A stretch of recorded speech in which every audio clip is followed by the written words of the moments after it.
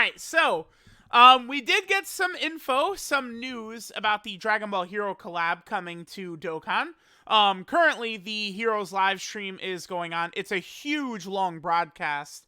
They're doing like a tournament right now, so I'm gonna just cover this Dokkan news, but I am eager to go back because there could be info on the superhero film at some point. So they showed us info about some of the cards coming. So this right here, I believe this XENO Pan is going to be a summonable unit, but this is the only one of the summonable units that they actually showed us right here, right?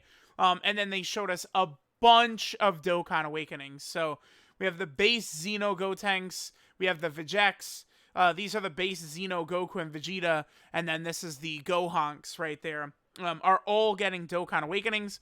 This is why, another reason it's good not to grind links for SSRs, by the way.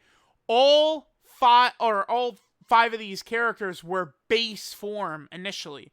So all, like, their links are going to change, right? They're all going to get, like, Super Saiyan, which they didn't have before.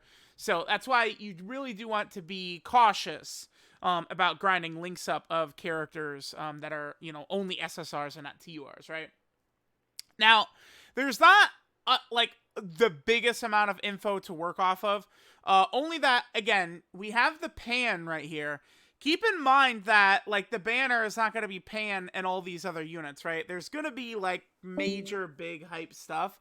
I guess they chose not to reveal and show this stuff off this year because we do have a Dokkan Fest dropping on each version before this hero stuff is going to come out, right? I mean, let's go ahead and take a look at Super Saiyan 4 Vegeta was the headliner last year, right? Look at the release date for when he dropped. November 19th. What about, let me pull up, like, Super Saiyan 3 Trunks when he originally came out, right? Let's look at the date on him. November 22nd of 2017, right? What about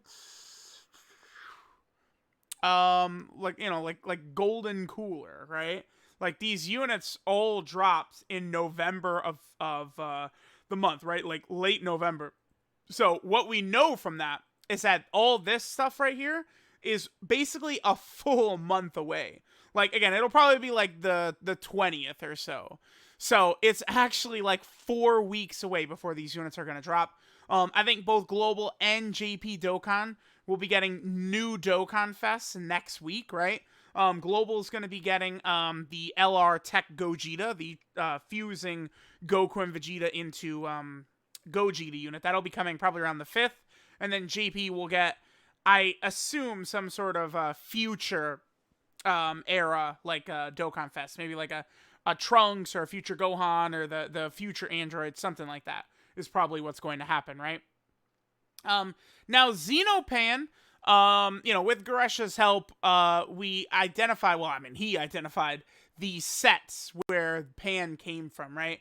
So these are, like, again, the sets, all the cards that came along with those Xenopans.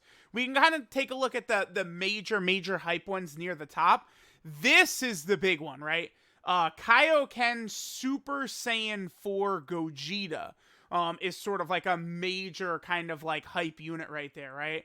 So, like, I even made a tweet about that, right? KAIOKEN Super Saiyan 4 Gogeta was a major SEC or, secret rare or whatever from this set right here. We also have Meki Kabura. There, of course, is the XENO Pan. Just looking at sort of like notable units, we have Golden Metal Cooler right there, Super Hearts. Again, a Hearts card would be sick for Dokkan, because remember, Hearts is voiced by Dio from JoJo, like that legendary voice. So it would be cool to potentially see like a Hearts come to Dokkan with like an active skill or something like that. I think that would be really sick, because then we'd have, Hearts and, Dio, that voice sort of in Dokkan. I don't know that, like, any, like, none of these, like, sort of, like, lower, like, rarity cards, I think, really matter too much. So, again, a lot of the notable ones are up here. Like, and, like, GT, Super Saiyan 4 Goku, I feel like that's sort of irrelevant, right? Like, it would be characters like Meki Kabura, KAIOKEN, Xeno Gogeta, right? Like, again, Xenopan, those are the types of characters. Shroom right there, right, that we would potentially see. Now, the other set is actually pretty recent. You know, we have this right here. This is Masked Goku Black. Would be very, very sick, right? More buffs to like Crota Body and Mind and stuff like that. I mean, they even could drop him just as an SSR, and he could Dokkan Awaken later into like Super Saiyan 3 Rose or something like that as possible. Here we have Angel Hearts, Xeno Golden Frieza. We have a Golden Metal Cooler. Then we have Warrior in Black right here, who I believe this is Bardock, right? So, you know, these are some of the other sort of like notable options. And then again, I don't know that a lot of these ones down here really matter. Just looking at the major units from the different sets, because the Pan is like a low level card in one of these sets down here. She's like, yeah, there she is right there. That's of course the Pan art, right? So again, those are the two sets. Now Global Dokkan did actually tweet out about this stuff as well. So this is good, right? This is confirmation that all of this is going to be coming to Global Dokkan as well, which is good. I do think that these sort of like, you know, major releases like this that are on both versions at the same time typically are pretty good, right? Like Golden Week was good. $350 million celebration was good. So I am excited about these units coming to Global NJP, right? Now let me pull up the 5 Awakenings. So you, and then the Vegeta. Okay, so these are the 5 units that are going to be getting Dokkan Awakenings. So, Gotenks, and then where is the Gohunks? Right here. These 2 units are very similar, very good for Super Battle Road. Now, notice, right, that they are actually going to be... Here, we can get rid of this. These units are definitely Super Saiyan 3, right? So it's going to be Super Saiyan 3 Xeno Gotenks. We have the Super Saiyan Vegex. We have the Super Saiyan Xeno Goku and Vegeta, and then Super Saiyan 3 Gohunks. I believe that on the Global Dokkan image, it incorrectly says this is Super Saiyan Gohunks, but like, it's Super Saiyan 3, right? Obviously. So this is good, right? These are going to be 2 buffs to the Super Saiyan 3 category team. Again, Heroes is a major way that category could actually be sort of like brought along as like a major type of team, right? I do think that these Awakenings should be pretty good. So that's going to be good. And look at the teams run, right? Like Hybrid Saiyan, Fusion, Time Traveler, you know, Defender of Justice, Time Limit. A lot of teams are going to be getting buffed, along with, of course, Super Saiyan 3, which they're also going to be a part of. They should be pretty good. I mean, again, they're built like exactly the same. They're sort of designed to be used with each other, right? So it's going to be interesting to see what they're going to look like. I assume they're going to get massive buffs, because I expect fully that this year's Heroes cards are going to be major. Like, I don't think it's going to be like, oh, these units are kind of fodder, like, no big deal. I think that they actually are going to end up being pretty good, right? So there's these 2. Now, we might as well talk about the major ones that people are going to be excited about. Is probably these ones right here. The Xeno Goku and the Xeno Vegeta. Remember, these guys are now going to be Super Saiyan versions. So they're going to be added to the Super Saiyan category team, which really does matter a lot, too, because this Goku is a Goku family support type unit, and then the Vegeta is a Vegeta family support type unit. I think that there's a chance that both of them could be bumped to stacking attack and defense right there.